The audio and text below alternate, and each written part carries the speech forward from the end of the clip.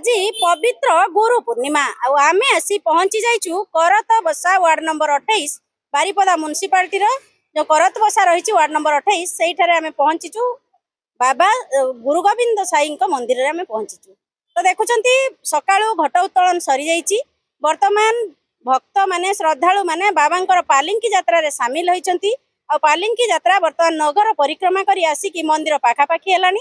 तो आम सहित बहुत सारा श्रद्धालु रहिचंती, केते उत्साहित अछंती, तांकर कोन सब आज दिन तमाम कार्यक्रम रही से बाबद आसतु पचारि बुझिबा। मंदिर वरिष्ठ जो रही आमर पाणिग्राही बाबू तांकठु पचारि तांकर मतामत कोन सब आज दिन तमाम कार्यक्रम रही गुरु पूर्णिमा अवसर। जय साई राम। आज सकाळु 7 घंटा समय रे आमर घट आसला बाबा को घट आसला बाबा स्नान कले। तापरे आमर जो श्रद्धालु मानक पई किछि आमे ये व्यवस्था करिथिलु। दिन 11:30 समय रे आमर जो आजिकार पालंकी यात्रा आरंभ होइतिला। पालंकी यात्रा आमर मंदिर रु बाहरी बाईपास है आशीर्वाद छक कन्वेंट रोड रे करतबसा भितर पुणी आम बर्तमान पहुंचीचु मंदिर पाखरे। तो आज गोटे बहुत उत्साहित अच्छा आपण मैंने देखी पारुथुबे। सरकार चाकरी रु अवसर दे देले 60 पारेला तापरे भी आपण डिया मारी कि नाचुचंती बाबा को पई 60 रु ऊर्ध्व हे गला 68 हे गला। तथापि गोटे बाबा को पई गोटे जोश आसुची। बाबा तो बाबा से तेणु आम निजक निजे आम भूली जाऊँ जे आम आमर बयस भूली जाऊँ। आम आ 100 वर्ष परे आज गुरु पूर्णिमा गुरुवार आज से दिन में पड़ी। तेणु समस्या आज जी भक्त बहुत उत्साहित। तो देखुले सी कहते जे आज जो गुरु पूर्णिमा पड़ी ये गोटे नियारा गुरुवार।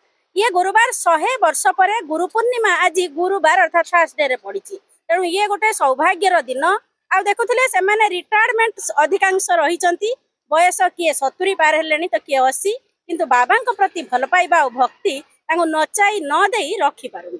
तो आम सहित जड़े महिला भक्त भौणी अच्छा श्रद्धालु तांकर मतामत नेबा। सी पालिंकी यात्रा रे सामिल थिले केते उत्साहित अच्छा बहुत बहुत उत्साहित अच्छी सब वर्ष माने एमती माने ठाकुर को माने दिया जाय चोबर आज बहुत माने ठाकुर गुरु पूर्णिमा रे बहुत बहुत सुजोग मिले। संध्या बेले हुए किंतु दिन बेले वर्षा पे हला।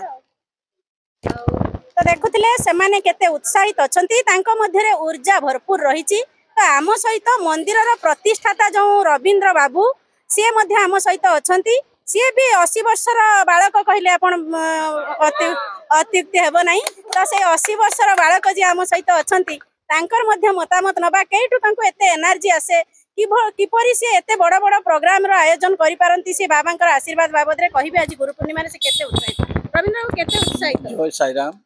आज 100 वर्ष पर गुरुवार गुरु पूर्णिमा पड़ी से भक्त मान बहुत खुशी। आज सकाळु कलश बुड़ा सरला प्रसाद सेवन करी आम जाइलु ग्राम भ्रमण करने से बाबा ही जगतर उद्धार करता। तेणु समस्त के अनुरोध करी कहूँ भक्त भाई माने निहाती दिन 5 मिनिट खाली साई बाबा कहले भी हम नहले ओम साई नमो नमो शिरडी साई नमो नमो जय जय साई नमो नमो सदगुरु साई नमो नमो एति कहले भी आपण माने संसार पारे जिबे। तेणु बाबा को सब बेले ध्यान करंतु। बाबा विषय भल रंग न जानिला पर्यंत आपण बाबा प्रति प्रीति आसब नहीं। तेणु बाबा विषय साई सचरित्र बही जदि प्रत्येक गुरुवार दिन गोटे नेखा अध्याय पढ़ते ता विषय कौन तार कौन महत्व सब जानीपारते से ही बाबा ही उद्धार करता। तो देखुले आम सहित थिले मंदिर प्रतिष्ठाता मंदिर वरिष्ठ सदस्य महिला भक्त समस्ते केमती कहूले जे बाबांकर गोटे अनन्य कृपा रही। आज से गुरुवार रे ही गुरु पूर्णिमा पड़ी। तो गुरु गोविंद साई मंदिर आज चलचंचल हो उठी। भक्त माने सकाळ 7 रु बाबा लगी 108 कलश भर्ती करी जो घट उत्तोलन करी आसीचंती। बाबा से पानी रे स्नान करिचंती। तापर प्रसाद सेवन करी नगर परिक्रमा हेची बाबांकर पालिंकी को धरिकी पुणी 2 प्रहर रे बाबा को मंदिर रे पहुंचैला परे समूह प्रसाद सेवन रो व्यवस्था रही।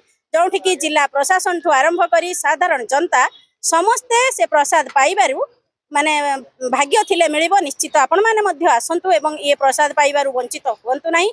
आ गोटे कथा कहउथिले रविंद्र बाबू जे जदि आमे भगवान बाबा विषय न जानिबा ताहले हमकु तांका प्रेम रे बांधी परिबेनी से। तो आमे जन को भल पाइला परे तांका प्रेम रे पड़िबा से भगवान हुंतु कि जे भी हुंतु। तो आपण माने निश्चित आसंतु आम सहरवासी को मु निश्चित कहबी दूर जे भी शुणुथिबे आसिले बाहरी भल कथा नाले सहरवासी को मु एतिकी अनुरोध करिबी आपण को घर पाखरे बाबा रहिचंती आपण को शिरडी जिबा दरकार नाही। आपण एठी भी जदि दिन तमाम समय पाउचंती 5 मिनिट निश्चित बाबा को दियंतु। पूर्वी भारत रु मु प्रतिमा।